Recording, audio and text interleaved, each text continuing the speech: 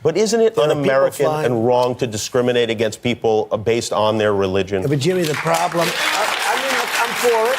But look, we have people coming into our country that are looking to do tremendous harm.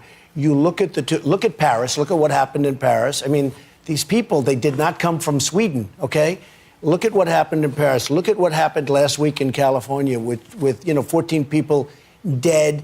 Other people going to die. They're so badly injured. I mean, we have a real problem. There's a tremendous hatred out there. And what I want to do is find out you can't solve a problem until you find out what's the root cause. And I want to find out what is the problem, what's going on. And it's temporary. I've had so many people call me and say thank you. Now, if you remember, when I did that a week ago, it was like bedlam. All of a sudden, and you watch last night and you see people talking, they're saying, well, Trump has a point. We have to get down to the problem. The people that are friends of mine that called, they said, Donald, you've done us a tremendous service because we do have a problem and we have to find out. Those may have been crank calls. Those may have been crank calls. One of the things I find fascinating about Donald Trump is the way he uses language differently than other candidates for political office, especially President of the United States. Whereas his opponents and the political class in general seem hyper-aware that their words will be picked apart and used against them, Trump willfully disregards this fact. As a lifelong salesman, he has a huckster's knack for selling a feeling, even if the ideas and facts that underscore it are spurious, racist, or just plain incomprehensible. So I thought it would be illuminating to look at a Trump answer to a simple question. In this case, Jimmy Kimmel asking Trump whether or not it's wrong to discriminate against people based on their religion, referring to Trump's proposal to temporarily ban all Muslims from entering the United States. This 220-word, exactly 1-minute answer displays, I think, a range of the things that Trump uses all the time in his speech. The first thing to note is how simple this language is. Of the 220 words, 172, or 78%, are only one syllable, and often they come in a rhythmic series like a volley of jabs ending with one of his buzzwords. We have to get down to the problem. 39 words, or 17%, are 2 syllables long. Only 4 words have 3 syllables, 3 of which are the word tremendous, tremendous, tremendous. And just 2 words are 4 syllables long. California, which he's forced to use because it has less syllables than San Bernardino, and temporary, which he swallows. And it's temporary. I've had so many people. This breakdown fits with the study done by the Boston Globe that put all 2016 presidential candidates' announcement speeches through the Flesch-Kincaid readability test to determine their respective grade level rankings.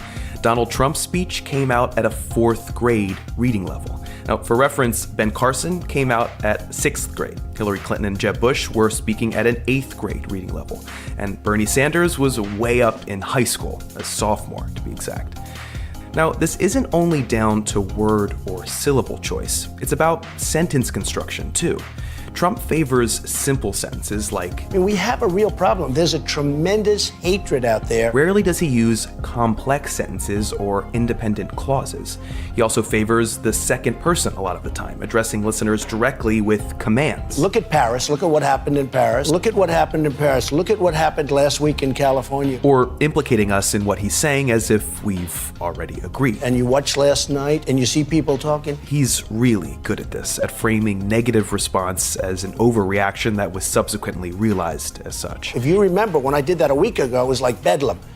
All of a sudden, and you watch last night and you see people talking, they're saying, well, Trump has a point. We have to get down to the problem. Maybe the most important technique Trump utilizes, and he does this more than anyone I've ever heard, is ending his sentences with strong, punchy words. A lot of times he'll rearrange the beginning of a sentence awkwardly so that he can end strong. For example, here, it would probably be more natural to say, you can't solve a problem until you find out what the root cause is. But he brings the is forward to end on root cause. He does the same here. And it looks like that's what he was about to do at the end before Kimmel cuts him off. These final words are crucial for Trump. They're pointed and taken together sketch the theme of the entire answer. Harm, dead, died, badly injured, problem, root cause, thank you, bedlam, point, problem, service, problem. In some sense, it's these words that audiences remember, especially when the rest of his speech is incoherent. Like the best salesman, Trump keeps it simple. He repeats a lot. And we have a real problem. What is the problem? We do have a problem. We have to get down to the problem. And he uses his favorite words over and over. Tremendous, tremendous, tremendous service. And he always seems to have friends who are part of the group that he's currently insulting, calling him up and thanking him for the privilege. Many of them called me and they said, you know, Donald, you're right. We have a problem. I mean, look, there is a problem. Donald Trump knows when to sound incredulous or forceful. He has good comedic instinct. You could even call him witty. But you can't call him smart or well-informed. The best salesman could sell you a TV without knowing anything about it, because the TV isn't what matters. What matters is you. And if you are an American citizen who, for years, has listened to politicians sound sophisticated while accomplishing nothing, you might just be primed for something that is everything they are not. But the next time you feel like Donald Trump has a point, do yourself a favor and look at his words.